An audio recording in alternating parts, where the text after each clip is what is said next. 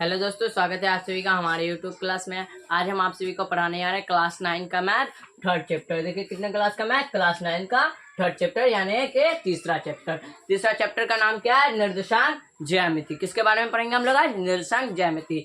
और निर्देशांक ज्यामिति में जो एक्सरसाइज पढ़ेंगे उसका नाम क्या है? 3.2। एक्सरसाइज कितना पढ़ेंगे आज? 3.2 कि 3.2 में कौन कौन से क्वेश्चन पूछे गए, कितने क्वेश्चन है और उसका हल कैसे करेंगे उसको वही पढ़ने वाले हैं आज। तो चलिए आगे बढ़ते हैं, आगे बढ़कर देखते हैं कि क्वेश्चन में क्या पूछा गया है।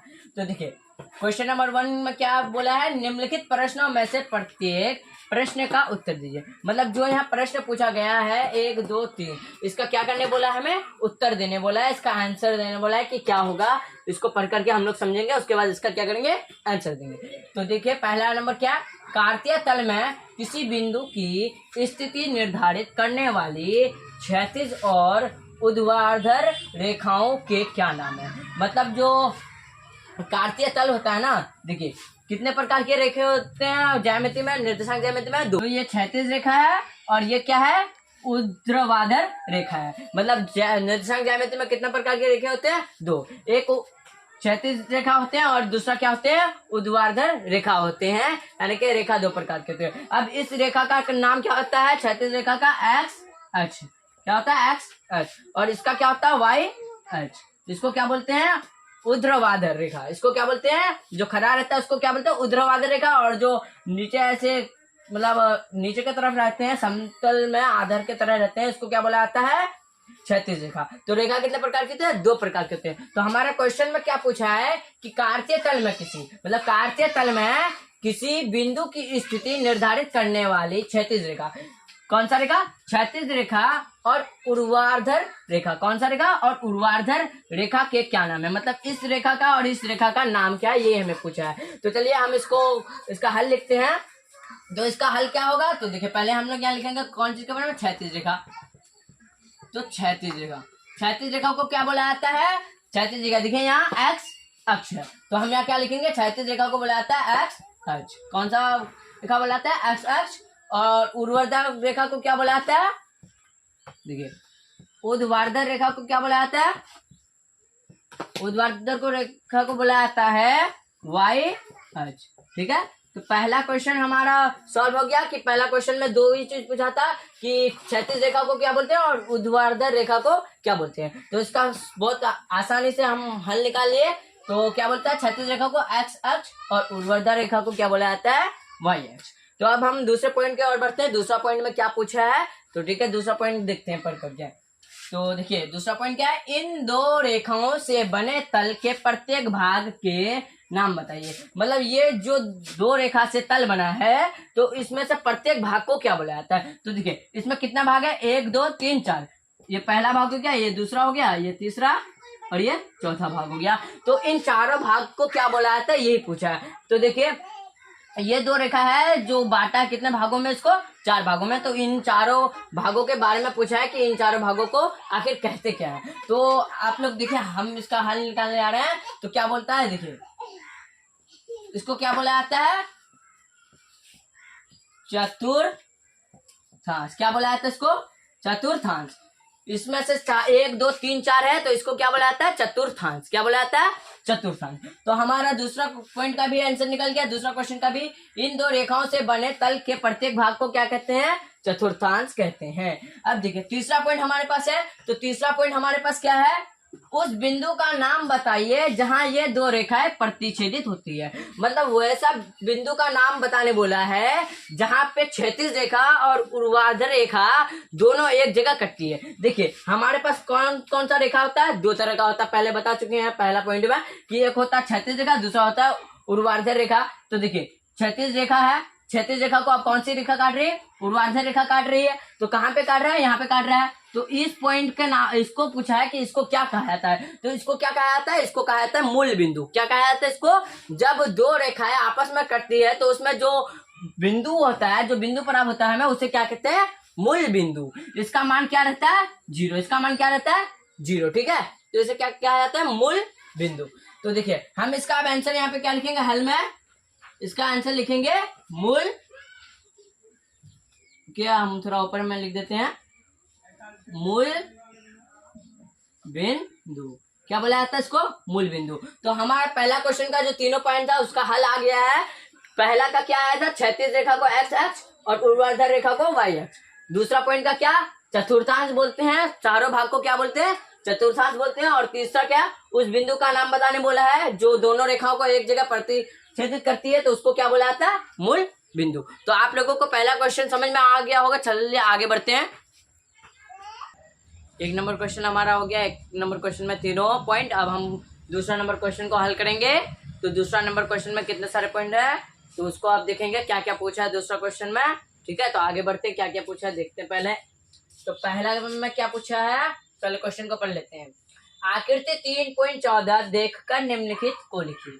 मतलब आकृति मतलब जो नक्शा यहाँ पे दिया हुआ है, आकृति 3.14, इस नक्शे को देख करके हमको इस सभी का क्या करना है, जवाब देना है कि क्या पूछा है और यहाँ पे क्या दिया हुआ है। ठीक है, यहाँ पहले क्वेश्चन पढ़ेंगे, फिर इसको देखेंगे कि इसमें वो बिंदु है या नहीं, फिर इससे उसमें जवाब देंगे।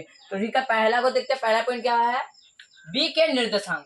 क्या पूछा हमको, बी का निर्देशांक। तो देखिए यहाँ बी का निर्देशांक क्या है हमारे पास, तो बी का निर्देशांक क्या है, -5 और 2। देखिए बी जो यहाँ से गया है कहाँ गया, पहले 2 में गया, उसके बाद 5 में। तो पहले हमको कौन चीज लिखना पड़ता है, भुज वाला लिखना पड़ता है। एक्स एक्स को क्या कहते हैं, भुज कहते हैं, और वाई एक्सिस को क्या कहते हैं, कोटि कहते हैं। तो हमको पहले भुज वाला लिखना है। तो क्या लिखेंगे हम यहाँ पे, पहले यहाँ पे हम ऐसे करके दे देंगे। इसका आंसर क्या हो जाएगा हमारे पास, -5 और 2। ठीक है, तो पहला हमारा बी के निर्देशांक हो गया हमारा।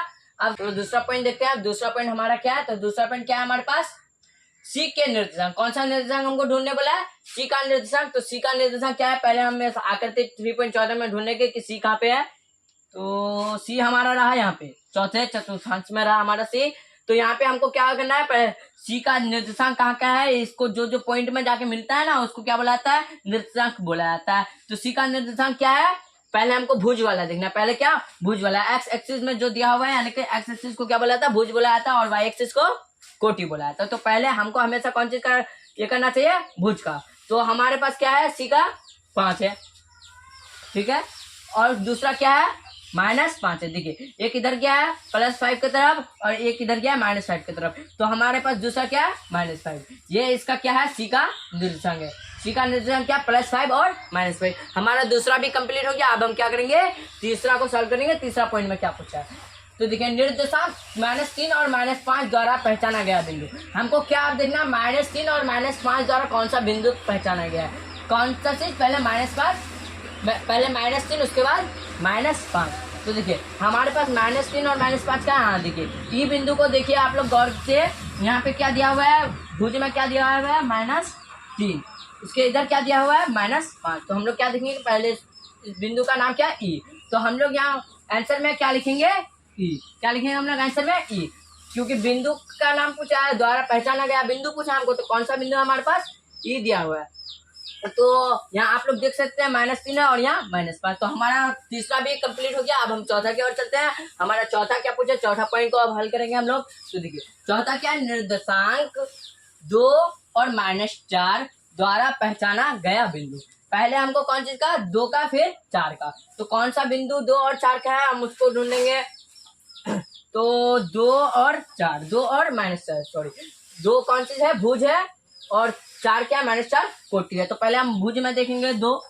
भुज में 2 किधर है, तो यहाँ रहा +2, भुज में 2 +2 यहाँ रहा, और कोटि में -4 ये यहाँ रहा। तो देखिए यहाँ पे जी बिंदु ये दोनों को दर्शा रहे हैं, ये दोनों का निर्देशांक है, जी का निर्देशांक है। -2 और -4 किसका निर्देशांक है, जी का। तो हम यहाँ पे हल में क्या लिखेंगे, जी लिखेंगे। ठीक है, आप लोगों को समझ में आ रहा है। तो ऐसे करके हमको 3.14 को देख देख करके ये सभी प्रश्न का जवाब देना है। आप लोग वीडियो को स्किप नहीं कीजिएगा, नहीं तो आप लोग को समझ में नहीं आएगा। अगर अभी तक आप लोगों ने हमारे चैनल को सब्सक्राइब नहीं किया है तो सब्सक्राइब कर दीजिए, और दूसरे को भी शेयर कीजिए, और वीडियो अच्छा लगे तो लाइक जरूर कीजिएगा। ठीक है, तो आगे बढ़ते हैं। अब हमारा क्या, कौन सा क्वेश्चन है, 5वां क्वेश्चन। 5वां क्वेश्चन हमारे पास क्या है, डी का भुज।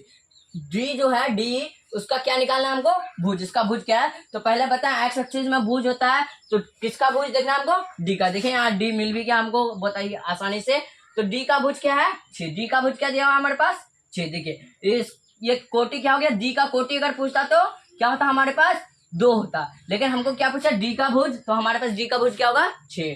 तो हम यहाँ क्या लिखेंगे आंसर में 6 लिखेंगे। ठीक है, तो आप लोग सबको समझ में आ रहा है कि हम कैसे इसको बना रहे हैं। आप लोग भी अगर ये दूसरा क्वेश्चन है एक्सरसाइज 3.2 का, इसको हम लोग सॉल्व कर रहे हैं। अगर इसी तरह का अगला क्वेश्चन अगर एग्जाम में पूछ दे तो आप लोग घबराइएगा नहीं, और जैसे हम बना रहे हैं वैसे आप लोग बनाते चलिएगा। पहले पहला क्वेश्चन सॉल्व कीजिएगा, अगर कोई नहीं होगा तो उसको छोड़ दीजिएगा, फिर बाद में दूसरा कीजिएगा। ठीक है, घबराना किसी को नहीं है। तो देखिए 5वां क्वेश्चन हमारा सॉल्व हो गया, डी का भुज 6 है। अब क्या करना है हमको, छठा क्वेश्चन लिखना है। छठा क्वेश्चन क्या है, बिंदु एच की कोटि। देखिए अब हमको क्या पूछा है, बिंदु एच की कोटि। पहले डी का भुज पूछा, अभी पूछ रहा है बिंदु एच की कोटि। तो देखिए हमारे पास बिंदु एच यहाँ पे है, तो बिंदु एच की क्या पूछ रहा है, कोटि पूछ रहा है। तो कोटि क्या करना पड़ेगा, हमको ढूंढना पड़ेगा। तो ये भुज रहा और ये रहा कोटि। तो बिंदु एच की कोटि क्या है, -3 है। बिंदु एच की कोटि क्या है, -3 है। तो हम क्या लिखेंगे यहाँ पे, -3 लिखेंगे। ये रहा हमारा आंसर इसका। अब देखिए 7वां क्वेश्चन हमारे पास क्या है, बिंदु एल के निर्देशांक। किसके निर्देशांक, बिंदु एल का निर्देशांक। तो हम यहाँ पे पहले ढूंढेंगे एल किसका पूछा है, एल का पूछा है। एल का पूछा है तो एल का हम क्या करेंगे, एल का हमको लिखना है। तो एल का देखिए यहाँ कौन चीज में दिया हुआ, कोटि में कहाँ दिया हुआ, 5 में, और भुज में 0 में है। तो हम इसका क्या लिखेंगे, इसका जो निर्देशांक देने बोला है हमको, तो इसका निर्देशांक क्या देंगे हम, इसका पहले देंगे 0, फिर देंगे क्या 5।